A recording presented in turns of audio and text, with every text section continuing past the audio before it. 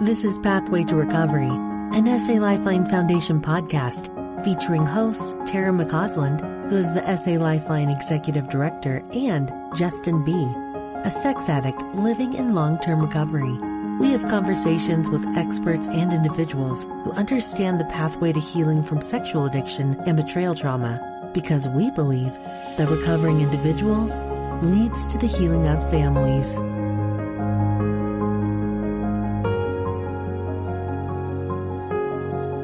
Pathway to Recovery podcast is coming up on our 1-year anniversary of recording and posting podcasts, and we are really excited about that, and we are really grateful to you, our listening audience, who has continued to increase the number of downloads we have every month. And one of the things that is really helpful for getting this word out there is by getting ratings and reviews on Apple Podcasts. So if you listen on Apple Podcasts and you find value in the Pathway to Recovery podcast, please consider going and rating and reviewing it. We have a goal for our 1-year anniversary to have 100 ratings and reviews by May 1st. So we've got about a month and a half to do that. So please help us. If you're listening, just run over to Apple Podcasts, get in there, sign in, and rate and review the podcast. Thank you for your support. One more thing to be aware of is that SA Lifeline Foundation now has a digital recovery library that is available to anybody who wishes to subscribe to it. In that library, there are a lot of resources that are very powerful that you can have access to for a small donation fee of $12 per month. Some of the resources that are there on that library include talks by Dr. Donald Hilton, Jay Stringer, Dr. Barbara Steffens, Dr. Kevin Skinner, Dr. Stephanie Carnes, Lachelle Burkett, and some of the recordings from the recent men's workshop. So if you want to get in and have access to this amazing library of digital resources through SA Lifeline Foundation, go check out salifeline.org/donate, and you can subscribe to that digital recovery library there, as well as donate to SA Lifeline Foundation. Thank you for your support. Welcome to the Pathway to Recovery podcast. I'm Justin B. I am a son of an all-powerful, all-loving God and a sex addict, and I'm grateful to be living in the miracle of one day at a time recovery. I'm grateful to be the host of this podcast, along with Tara McCausland. This Pathway to Recovery podcast is something that brings a lot of help to me, and hopefully a lot of help to you out there in the listening audience. You know, over the next several months, 12 or 13 months probably, the interviews and the conversations I'm going to have will be with recovering addicts as well as with betrayed partners on each of the 12 steps of recovery. But today we're going to start off with a 13th step, not the 13th step, but step 0. And step 0, I've got to be honest, is something that I never really thought about until just the last couple of weeks when I was asked to do this and start with step 0. And as I reached out to a couple of groups in my network, I had Bryan reach out to me and say, hey man, you still need to do step 0? Because I'd love to share on that. And so before we get started on step 0, Bryan is here with me. Bryan, why don't you introduce yourself, share a little bit about yourself, why you're in these rooms of SAL, and we'll get into the conversation. Thank you, Justin. Yeah, I'm Bryan F. I'm a sex addict, and I have been dealing with pornography and masturbation my entire life since I've been 8 years old, just turned 43. So it's been a long road to recovery. I came to SAL the first time because I wanted to save my marriage, and that was 2.5 years ago, and it's been a struggle for me.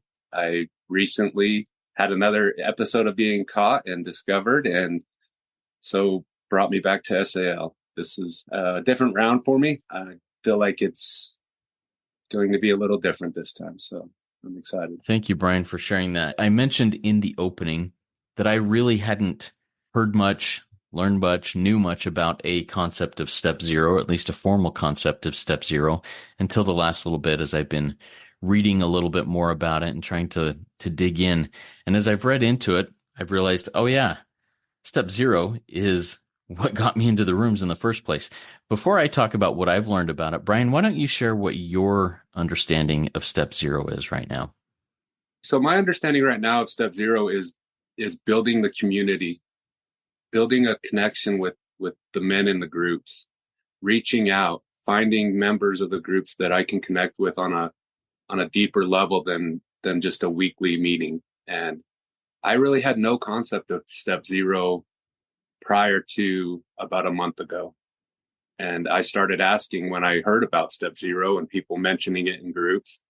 And I had a few brothers give me that explanation. And so I've kind of just ran with that. And what does building a community mean to you? How does it look different this time around? Like you said, hey, this looks different this time around than the first time. So for me, it's building relationships. I've spent so much time isolated in my life, especially around this addiction. I don't talk about it with anyone, And so for me, building that community is building friendships. It's building relationships that people I care about, people that care about me, that we can connect on a level that's not surface. It's sharing and listening and just that connection, that deep connection with one another through our experiences. Yeah, I love that. And I love that perspective you're bringing in here. As I've done a little bit of study, one of the places that I went to was in the big book of Alcoholics Anonymous in chapter 5. It's a chapter entitled How It Works. And I'm just going to read a little bit here that brings me into my understanding currently of step zero. Our stories, and this is talking about those people who wrote this book, so the first 100 members of Alcoholics Anonymous who found long-term recovery, our stories disclose in a general way what we used to be like, what happened, and what we are like now. And then the book turns and speaks to the person reading the book, the newcomer, and it says, if you have decided you want what we have and are willing to go to any length to get it, then you are ready to take certain steps. And I think what you talked about there, Bryan, is creating a community so you can find people that have what you want, and then you become more willing to do what they do in order to get what they have. Does that ring true to you? What are your thoughts on that? Yeah. So a lot of the people that I've been reaching out to have a year or more sobriety in the rooms. And so it is their perspective that I gain. It's going through, asking questions, and finding men that I look at and say, that's the life I want. I want to live in a healthy, positive recovery. And I see people that are doing that. And through questioning, through getting to know them, I can see the things that I need to do to become more like. Yeah. So as you have made those connections and reach out to these people with, a year plus sobriety, what are some examples of questions you ask them, things that you want to know of what they do that you might be willing to go to any length to get it? Something that really comes to mind is going to a CSAT therapist. And because I'm with my wife and there's that, I want to make this work in our marriage. It's those questions of who did they go to? What's their experience been like? Did they go to a couples counseling, or did they go to individual therapists? Things like that, so that I can get a better understanding of what I need to do to be more active in that process. I know in the past, I let my wife kind of control where we were going with our therapy, and I was very passive. I was very willing to do the work, but I wasn't the one pushing and getting answers and finding therapists. So it's been really helpful on that side of it. And that brings me back to the phrase willing to go to any length to get it. So what has changed now from a few years back that makes you more willing to go to any length to get it, and maybe not be passive in this and not just you brought up your wife, let your wife lead the way, but you need to do things for yourself. What's changed? I think one of the biggest changes for me is that as I was reading and doing some study in the books, that I had to admit that I wanted to stop this for a long time, and I'm completely powerless when I try and do it alone. And so I think my willingness comes to go to any length because in the past, I've always thought I can do this on my own. I can take care of this. I can stop this. And I think that that's been something I've had to accept, is that I'm not able. Bryan, that's very powerful. And I think that's a place to be. I think that's one person's, or maybe many people's definition of rock bottom. I can't do this. I've tried everything I can, and I can't. And that brings me to one of the readings we do very often, either an opening or closing reading in SAL. And it comes from page 202 of the White Book of Sexaholics Anonymous. in what is a sexaholic and what is sexual sobriety. And I'm just going to read a little bit of this. This is in the last paragraph of that reading. Until we really wanted to stop but could not, we did not give ourselves to this program of recovery. And then skipping on a little bit, this program is for those who know they have no other option but to stop, and their own enlightened self-interest must tell them this. No matter what my wife tells me, no matter what my parents, no matter what anybody else, my ecclesiastical leaders, no matter what a judge tells me, if I'm going to jail for this, until my own enlightened self-interest tells me this, I'm not going to stop. So do you feel like you're at that place right now where your own enlightened self-interest is there? Yeah. Yeah, I really do. I feel like something that has really been coming up for me is regardless of what happens, I've always been so focused on the outcome that I want my relationship to work. I want to be in recovery. I want to have no more problem. Letting go of that outcome and just saying, I'm powerless. I can't stop this on my own. I have to do whatever it takes. And regardless of outcome, I have to take each day and do what I have to do. And yeah, it's been amazing to let go of the worry of that outcome and the thoughts. No, that's good. So Bryan, you mentioned to me as we got started here that you and your wife are in the process and in the middle of a 90-day physical separation from each other because of this addiction. During this time, yes, that's a very painful thing to do, but what are some of the lessons you're learning about yourself, about the powerlessness, the unmanageability, the things that need to change in your life? So this 90-day separation at first brought up a lot of fear and anger in me. And I think through this 90-day separation, we're about halfway through, and I've really learned that it was needed for me to do this for me. And I've heard a lot of people talk about, it's about doing it for yourself and not for anyone else. And I've even said that before, and I've believed it, but I've said that out loud. But in my mind, I've always thought, I'll do this just so that I can get to the outcome of being together. And part of that was the last time we tried to do a separation, me and my wife didn't commit fully to it. So we still had some contact. We still had some, and I let that give me like a false sense of hope. And I was really focused on the outcome. This separation's been a little different because there has been no contact, and it's really given me the time that I needed to see that this is about me. This is about my addiction, my role in the defects that I have. It's given me time to turn my life to God and to really focus on those things, not so much on our marriage and where that goes from here. And I think that through doing that, it's given me a greater sense of my part in this, and not so much as a couple, but just as, what do I want? What do I want? If my wife and I don't make it, am I still going to be coming to these rooms? Am I still going to be doing the work to live a happier life? And I think that question is being answered, every day for me. So. Thank you for sharing that, Bryan. Now, you mentioned this is a no contact, and both of you have committed fully to this. In your current experience, what does no contact mean? Is that no phone, no text, no nothing, or is that just no physical interaction? What does no contact mean? So no physical contact, and we have kids, so there is some communication, but it's very limited to those things. It's very limited to, hey, the kids have this, or, it's our planning, finances, things like that have to be done.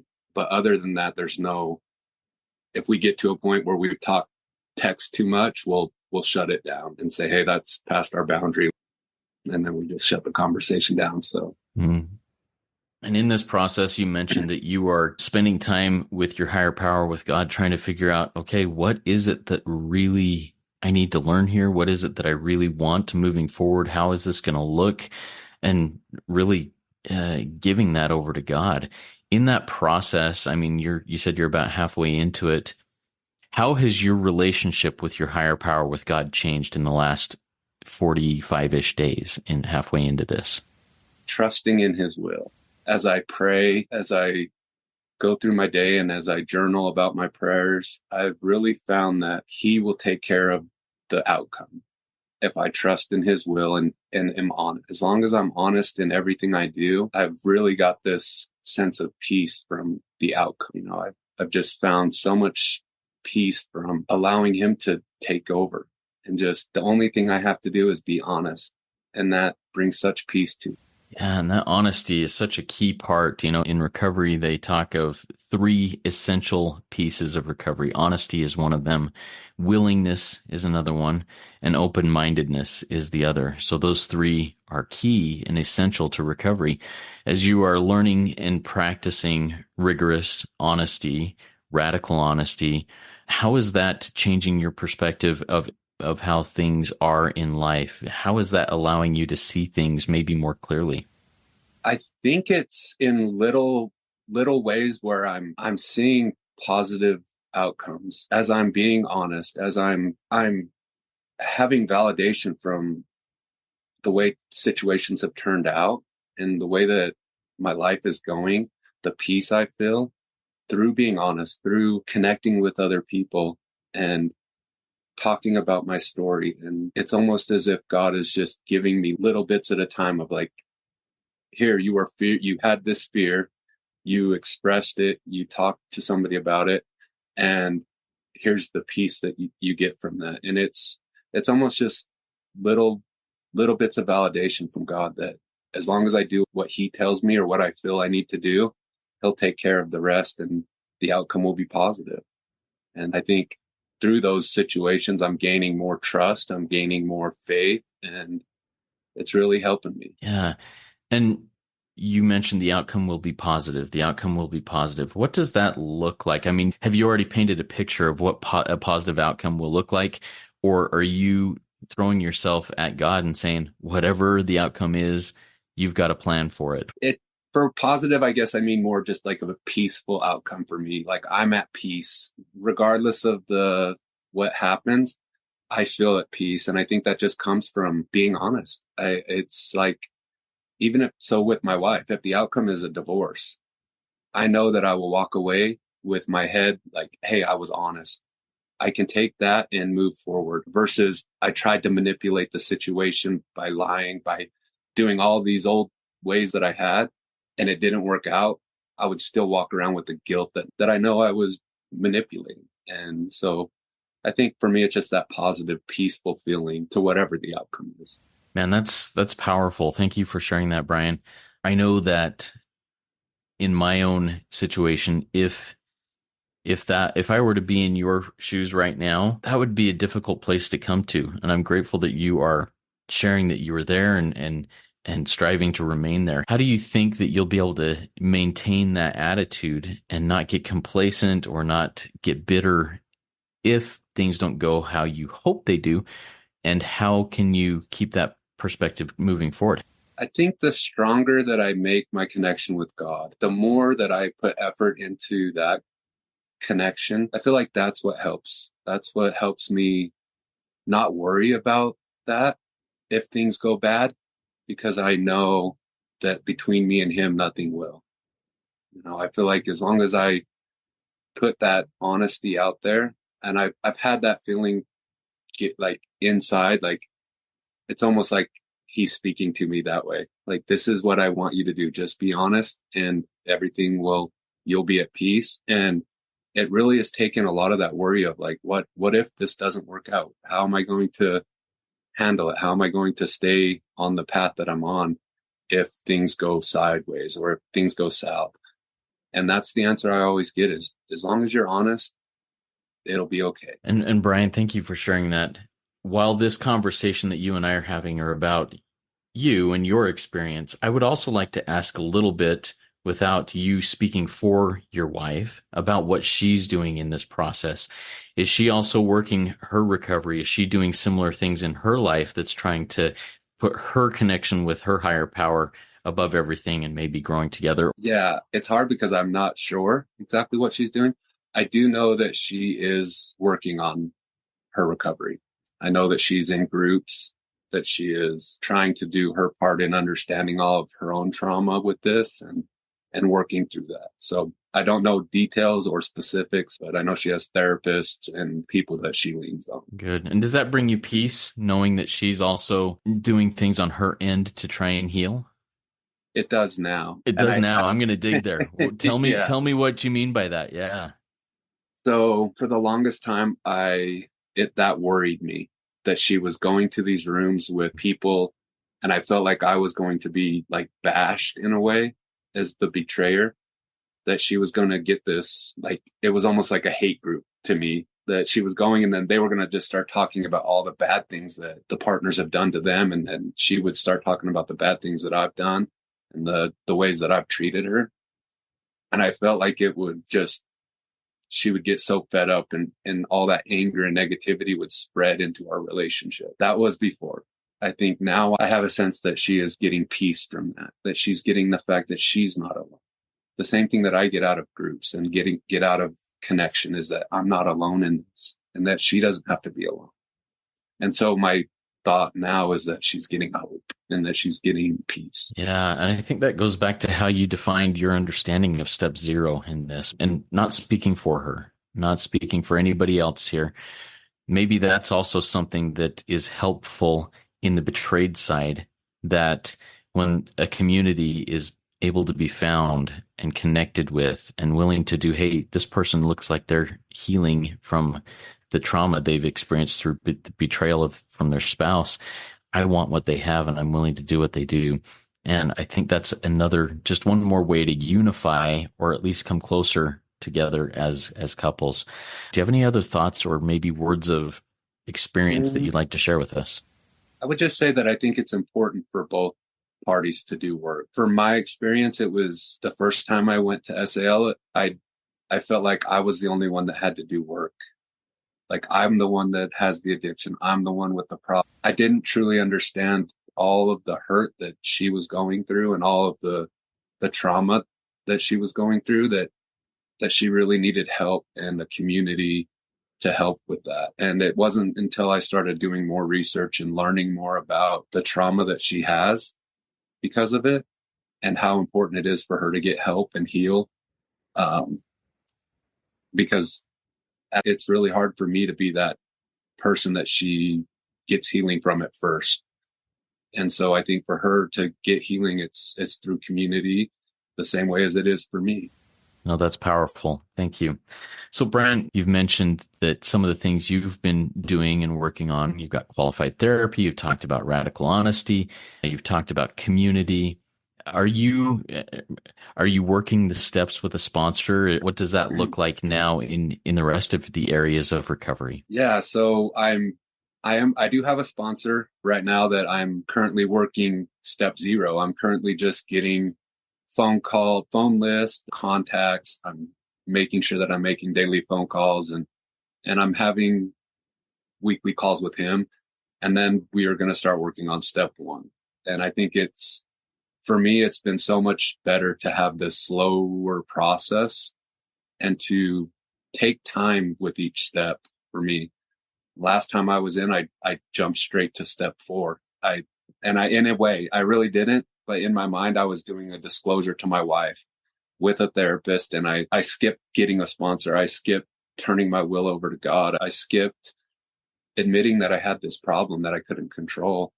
And so for me, I'm excited to take my time. I'm excited to have this contact list of people that I can call when things aren't going well, and know that I have a community behind me of people that care, people that want to help, that are willing to be there for me when I have questions. Excellent. Love that.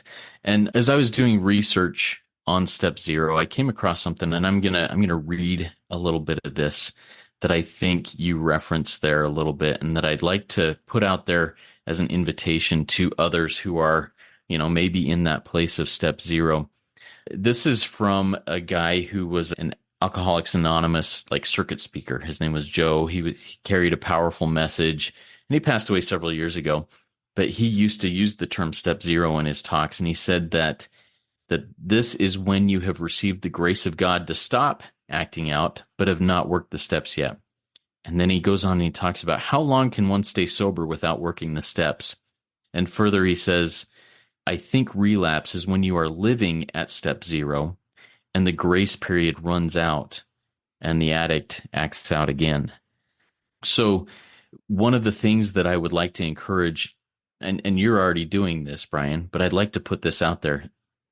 Just having that grace of God to say, oh, I've hit my bottom. I'm going to stop acting out and I'm just going to recognize that. I don't think that that lasts very long until I get into the steps and build a relationship with God, continue to improve my conscious contact with God and understand God a little bit more. And then that grace period continues to extend. Do you have any thoughts on that as I shared that with you? Yeah, I was just thinking that if I was to be just saying, oh, I'm having that grace of God and not working and not being active in my recovery.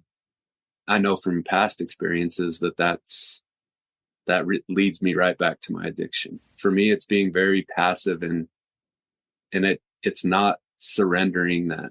It's not taking that first step of accepting that I can't do this on my own, and if I'm just admitting that I have a problem and not willing to do work to fix that problem and not, like we said earlier, not being willing to go to any ends to fix the problem, I'm just willing to admit it and that's it, then I'm going to relapse. I'm going to live in that state of relapse. Yeah. Bryan, you mentioned when we first connected about doing this, you sent me a little bit of a bio. And in that bio, you talked about your first time in the rooms in SAL. You mostly sat in the back, stayed off camera, didn't really participate much. How is that changing today in this time around? So I think the biggest change for me is getting a sponsor was the number one thing. And then I have found so much more joy and happiness of going to meetings as I meet the people in the meetings outside of those meetings, if that makes sense. But by having contact and conversations on the phone with guys in the groups, when I'm in the meetings, I'm so much more comfortable to share.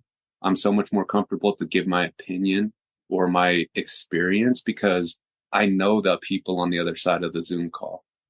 I know a little bit more about them. And the more that I know about them and the more that I talk to them, it's almost the more comfortable I feel.